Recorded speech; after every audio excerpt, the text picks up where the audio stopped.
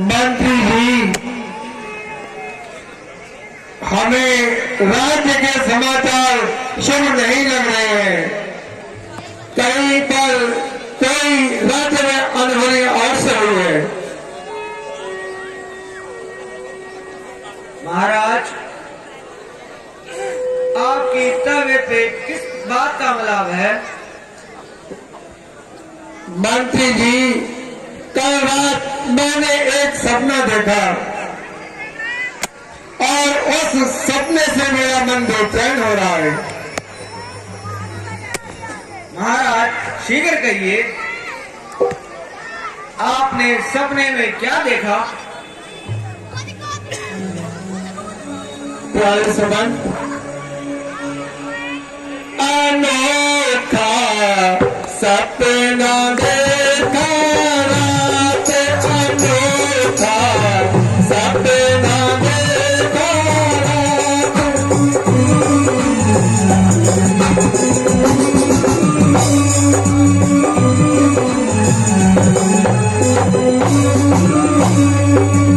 अनोखा सपना देखा रात, अनोखा सपना देखा रात।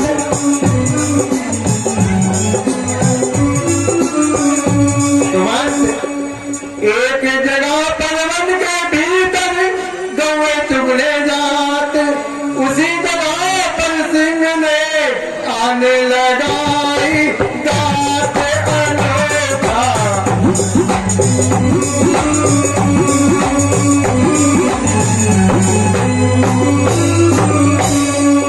गौए देते दुआई बछड़े अलग खड़े कुलाती।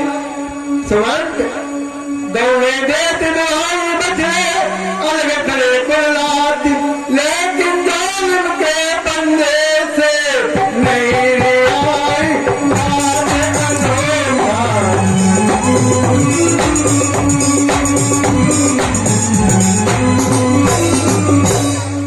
चला छुड़ाने समझ के उनको दुखिया और नाथ, चला छुड़ाने समझ के उनको दुखिया और नाथ।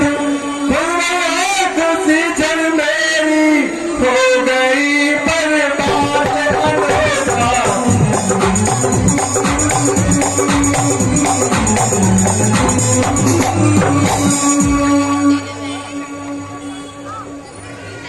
बस मंत्री जी, जब से यह सपना देखा है हमारा मन बेचैन हो रहा है। इसलिए हमें महसूस हो रहा है कि राज्य में कोई न कोई अनहोनी अवश्य हुई है। मंत्री जी, आप इसका शीघ्र पता लगाइए। महाराज, सपने की बात तो झूठी होती है, इस पर इतना परेशान होना बेकार है।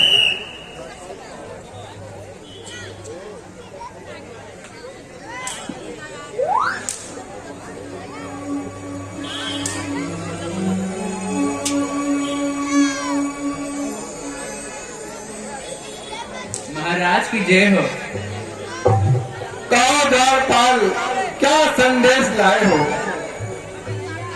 महाराज, विश्वामित्र जी दरबार में आना चाहते हैं। क्या कहा? मुनि विश्वामित्र जी दरबार में आना चाहते हैं? जी महाराज। ठीक है द्वारपाल, आप जाओ और उन्हें आदर सहित दरबार में ले आओ। महाराज की जय। सुमन जी, आप भी साथ जाइए।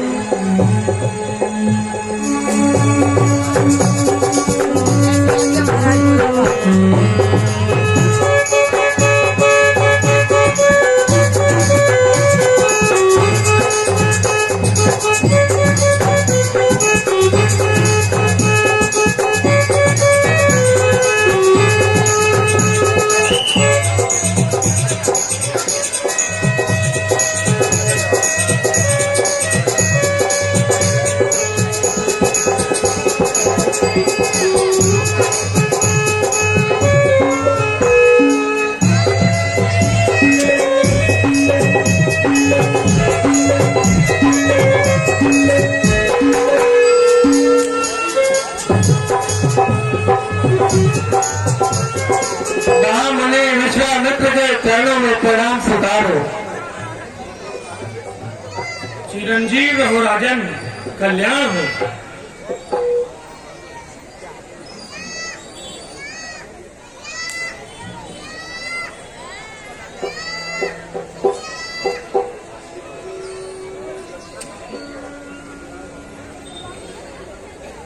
मुनिराज, आज आप इतने व्याकुल क्यों हैं? हे ऋषि, आज क्या कार्य है कि अकुलाए से आए, अकुलाए से आए, चोरन मते रीति मुक्ति तो करते धर्माए।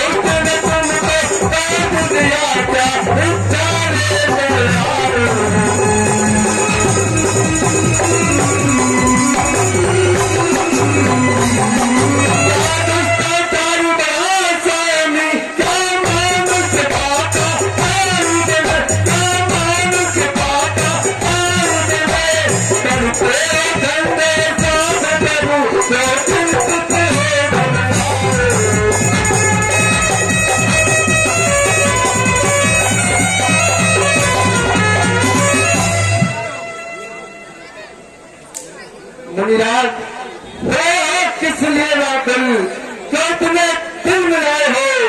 बताओ शोक का कारण, क्यों भयभीत होके आए हो? मुनिराज, न मन में करो चिंता, न तुम ठंडे भरे स्वामी, खड़ा है दास चरणों का, इसे आधार करो स्वामी।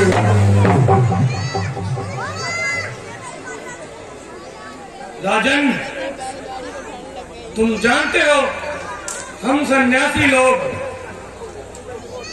जंगलों में, निरंजन स्थानों पर, पर्वतों की कंदराओं में जाकर हवन व यज्ञ करते हैं, परंतु मारीच सुबाहुवादी राक्षस हमारा बना बनाया यज्ञ नष्ट कर देते हैं।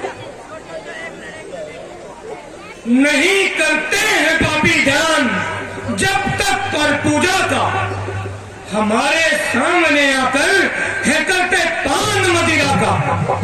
हवन के कुंड में दुर्गंधियां तक डाल जाते हैं, जहां हम यज्ञ करते हैं वहां उधम जाते हैं। सुनाए क्या तुम्हें राजन के दुष्टों के सताए हैं?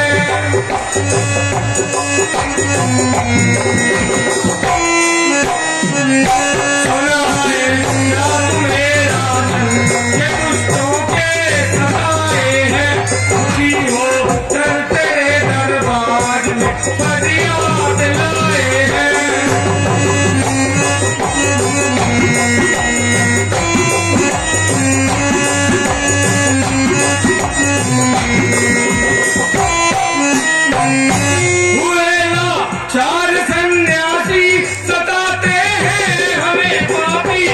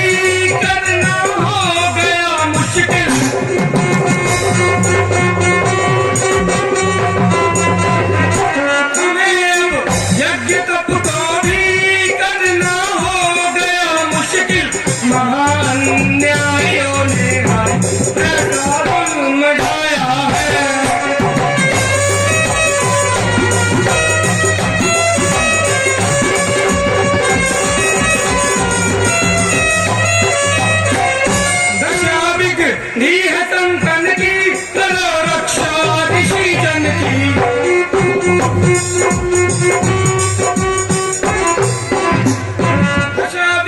ही है कंकन की करो रक्षा ऋषि जन की, हरो पीड़ा ऋषि जन की, यही अरदास लाए हैं।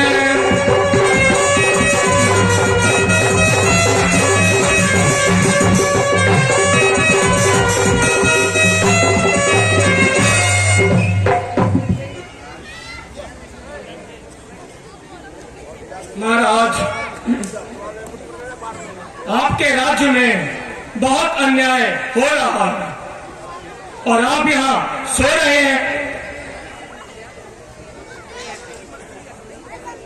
कुछ संतों का भी ध्यान है या केवल नाम ही महान है? क्या तुम नहीं जानते राजन,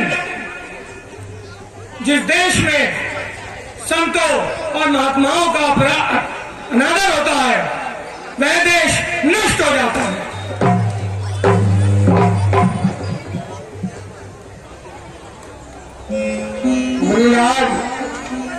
राज्य में जब इस तरह अन्याय का व्यवहार है, बस मेरी जिंदगी पर धिक्कार है, धिक्कार है।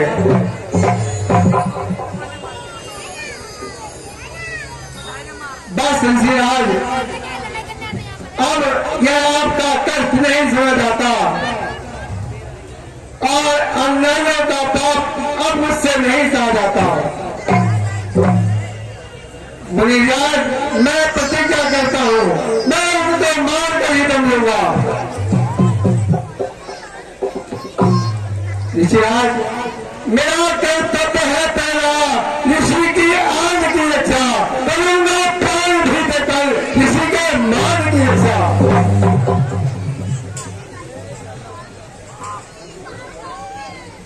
धन्य हो राजन, तुम धन्य हो। संसार को तुम जैसे राजाओं की आवश्यकता है, पर इस कार्य के लिए तुम्हारा कष्ट उठाना जरूरी नहीं है। तुम केवल राम और लक्ष्मण को हमारे साथ भेज दो, उनके द्वारा हमारा यज्ञ कार्य सिद्ध हो जाएगा। करेंगे इस तरह दोनों यही उद्धार दिनों का, करो इस भांति यदि करना है उपकार संतों का।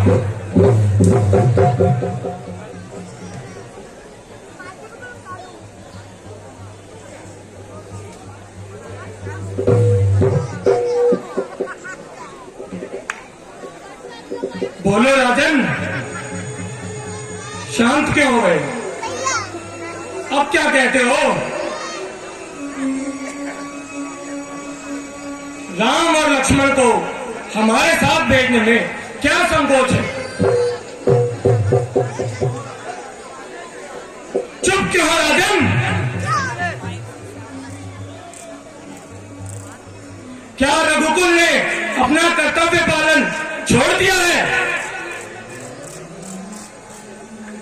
क्या सूर्यवंश के राजा ने आज प्रजा से मुख मोड़ लिया है?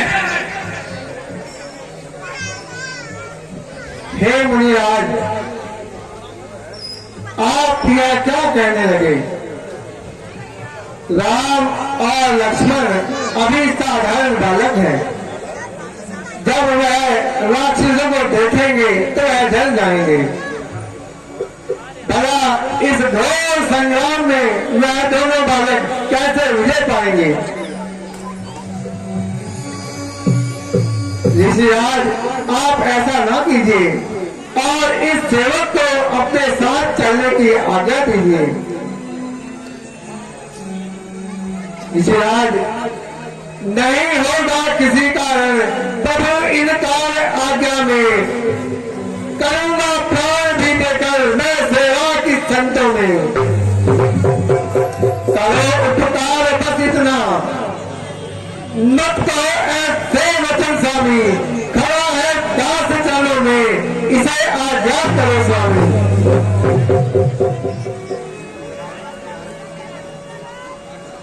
राजन, अब तुम कायरता की बातें करते हो, क्यों मोह के जाल में पड़ते हो?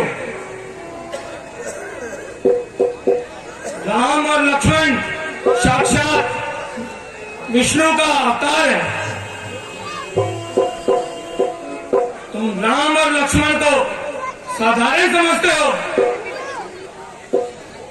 और उन्हें अपना पुत्र कहकर मानते हो, परंतु यह नहीं जानते भगवान विष्णु ने दुष्टों का नाश करने के लिए राम अवतार धारण किया है।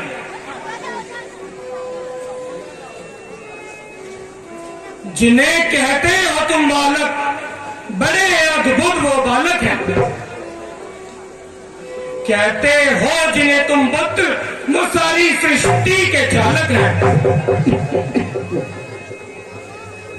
बांधा है उनकी आज्ञा में प्रबल व्यवहार दुनिया का, उन्हीं के आसरे चलता है कारोबार दुनिया का।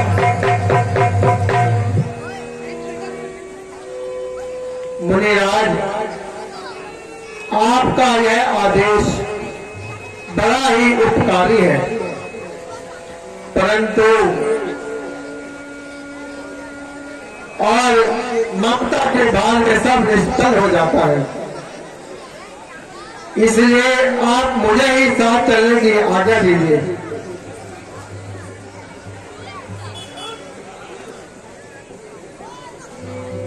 राजन,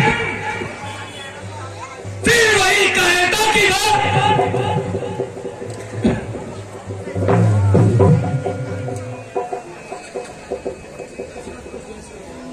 दशरथ, तुझ जैसे ज्ञानी को बच्चों की इतनी ममता है, जा चुकी जवानी दीवानी, फिर भी माया में भ्रमता है।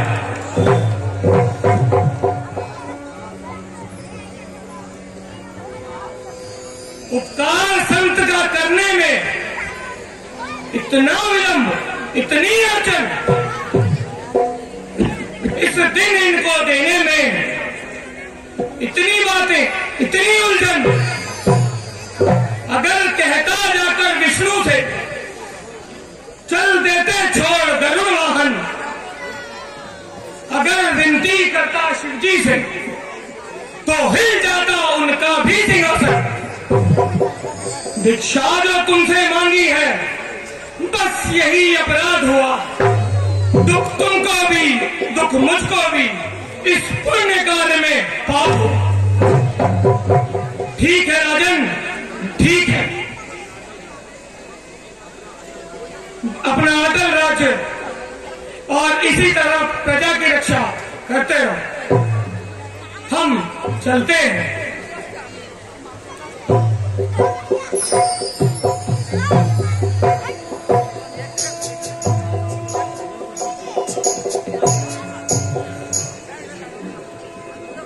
ठहरिए मुनिराज, ठहरिए।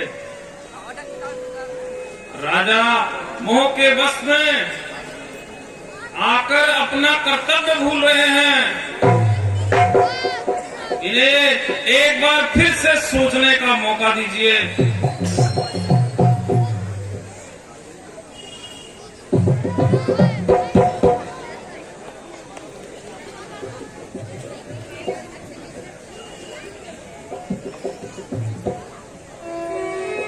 राजन, यह समय मोह में पड़ने का नहीं है। मुनिराज को इस बात से निराश न जाने दीजिए। जैसे भी हो इनकी इच्छा को पूर्ण कीजिए।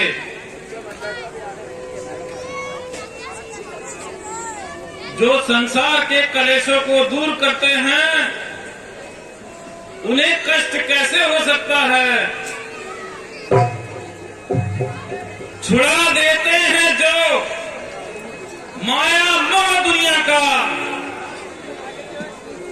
बिछोते हो उन्हीं के वास्ते क्यों जाल ममता का, मनोरथ संत जन का,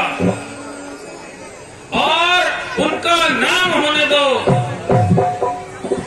वह है जिस लिए अवतार, वह भी काम होने दो। जो आज्ञा गुरुदेव। मुनिराज, मुझे आप क्षमा कीजिए, मैं अपने पुत्रों के प्यार में आ गया था और आपने मेरी आंखें खोल दी। आइए आप आसन ग्रहण कीजिए। मंत्री जी, आप शीघ्र जाकर राम और लक्ष्मण को ले आइए। कैसी आज्ञा महाराज।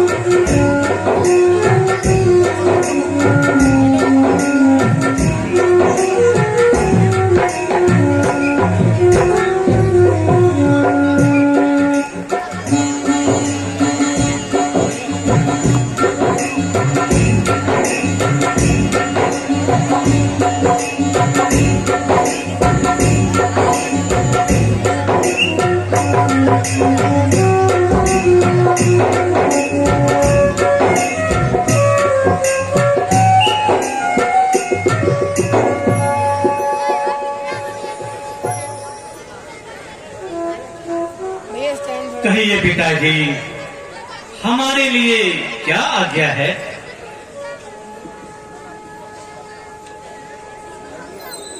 बेटा राम और लक्ष्मण,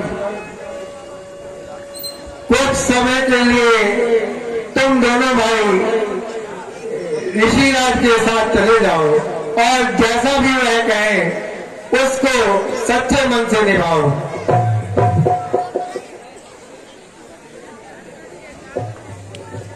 जैसी आपकी आज्ञा पिताजी।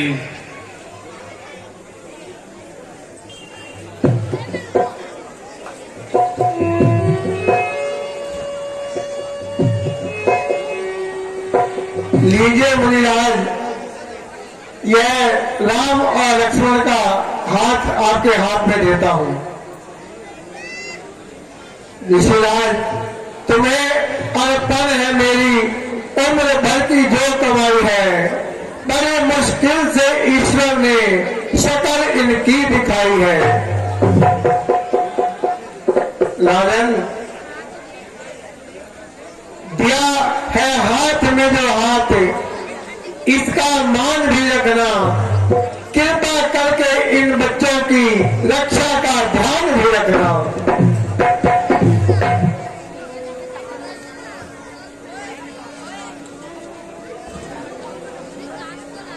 निश्चिंत रहो राजन, कल्याण हो, आशाएं पूर्ण हो, कोई संकोच ना करो। आओ बेटा राम लक्ष्मण, तुम दोनों मेरे साथ चलो। छोड़कर आराम सारे कुछ क्षणों के वास्ते, करे कुछ कार्य अब योगी जनों के वास्ते। नाम से उज्जवल तुम्हारे रघुकुल का नाम हो, यश तुम्हारा हो जगत में और हमारा नाम हो।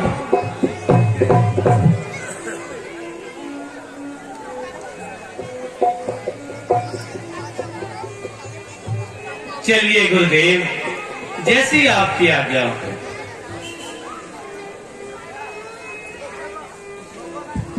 अच्छा पिताजी, अब हमें आज्ञा दीजिए।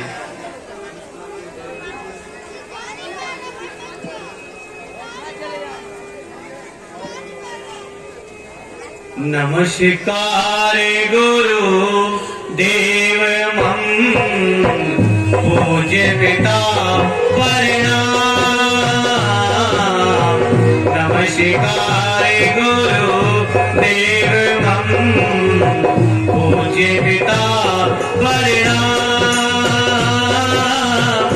ज्ञाता हो तन मन सहित, आज ऋषि के काम पिताजी, आज ऋषि के काम।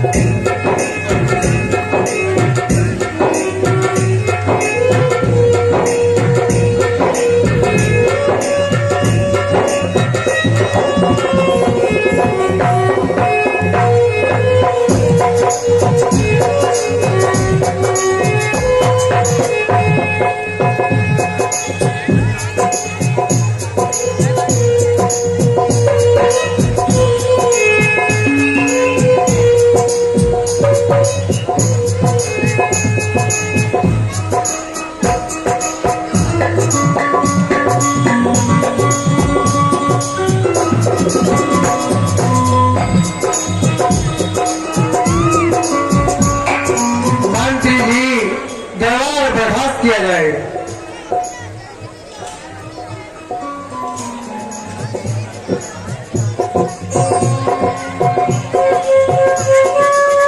जैसी आज्ञा महाराज।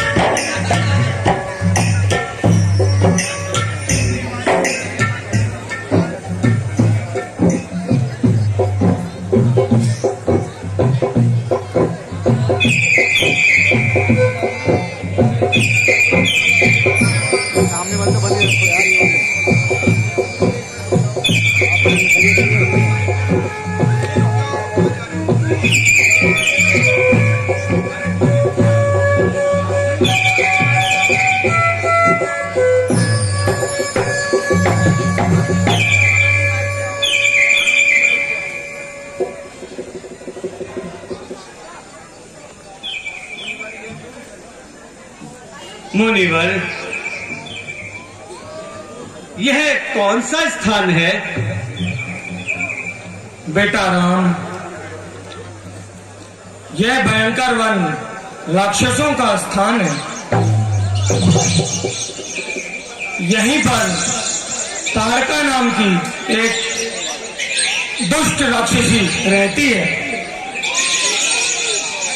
जिसके द्वारा ऋषि समाज बड़ा ही कष्टदायी है। यह राक्षसी मारीच और सुबाहु की माता है।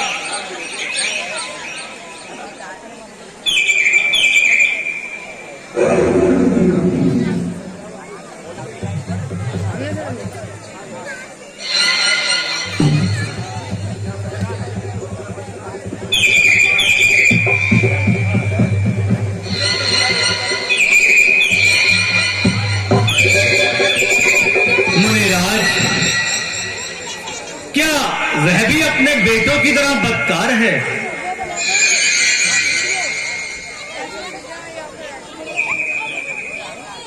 हाँ बेटा, आला दर्जे की मक्कार है।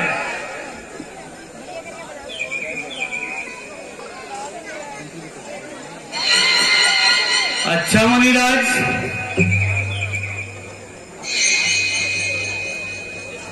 मुनिराज, अब आप विश्राम कीजिए और हमें चरण सेवा का मौका दीजिए।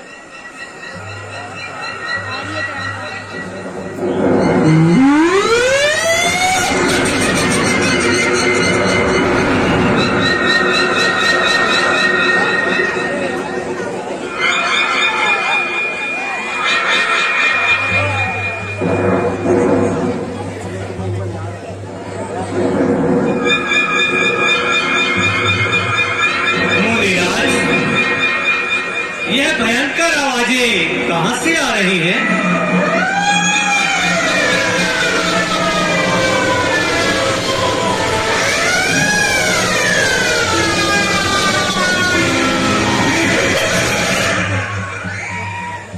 बेटा राम, यह आवाज राक्षसों की माता ताड़का की है, जो यहीं आस पास ही होगी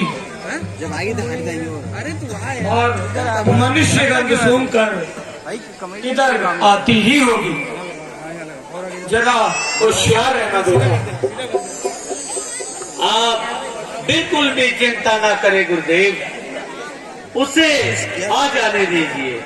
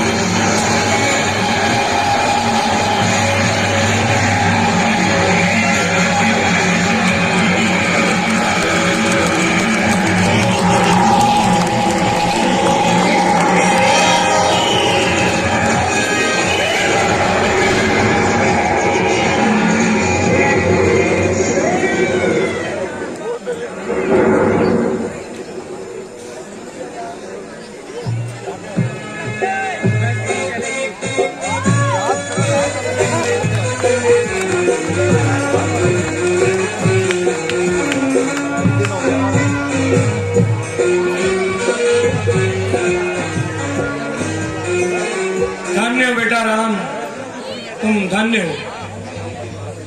तुमने एक ही वार से इस दुष्टा का काम तमाम किया और बहुत ही अच्छा पराक्रम दिखाया। गुरुदेव, यह सब तो आपका आशीर्वाद है। बेटा अब होशियार रहना। इस बदकार के पुत्र मारीच और सुबाहु जब इसकी मृत्यु का समाचार सुनेंगे तो वह बदला लेने अवश्य ही आएंगे।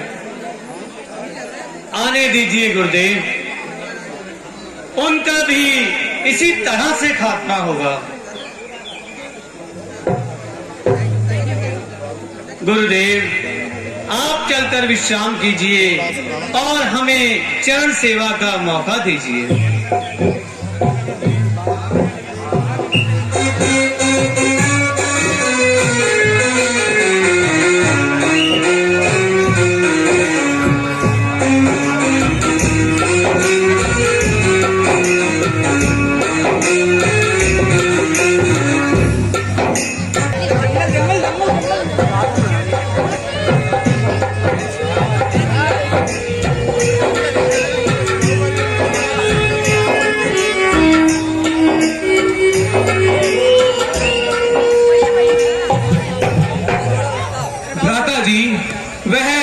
सामने देखिए कैसी धूल उड़ी आ रही है।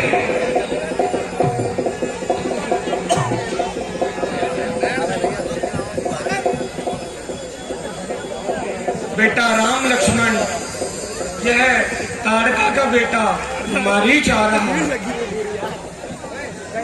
और उसके साथ सारी सेना है। आने दीजिए गुरुदेव।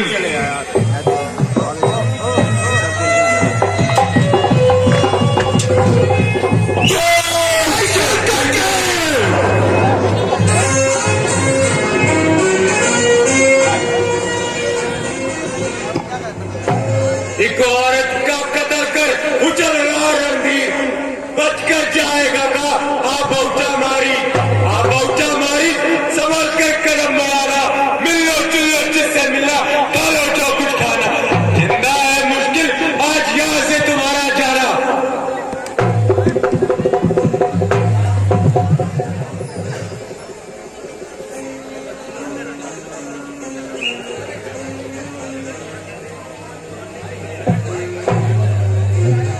अरे बक्कर, इतना चल जाता है, मुकाबला बना।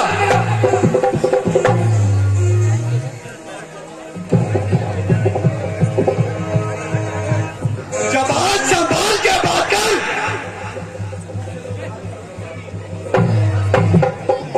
तू मुझसे दोनों हाथ कर।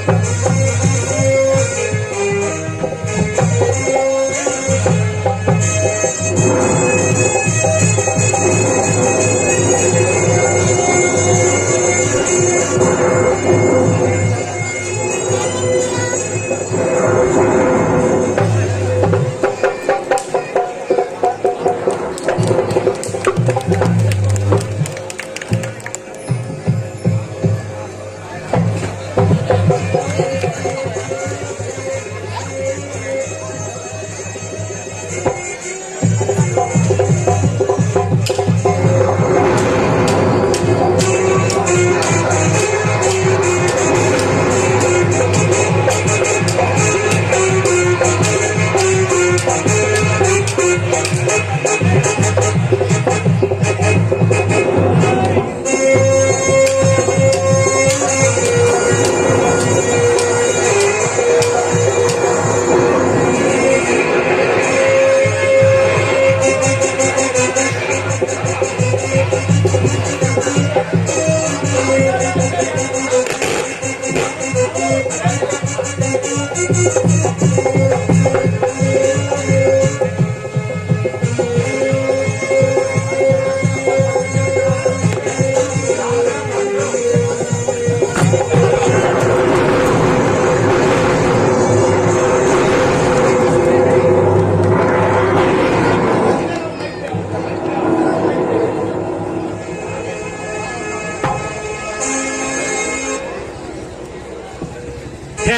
लक्ष्मण ठहरो।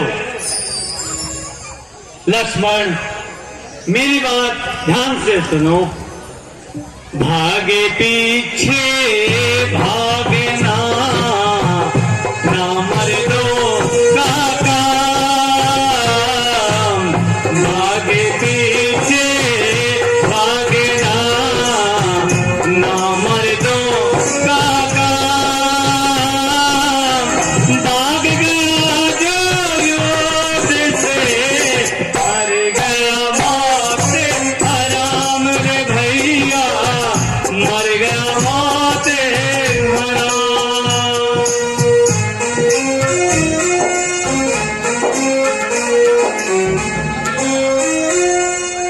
शाबाश बेटा राम लक्ष्मण, शाबाश, खूब बढ़िया काम किया,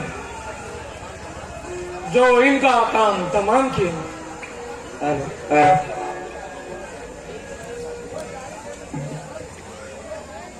गुरुदेव, ये सब आपके आशीर्वाद का फल है।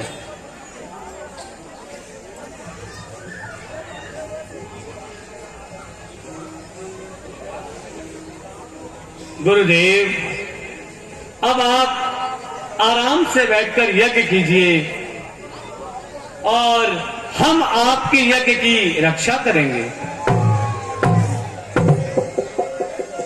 ठीक है बेटा राम।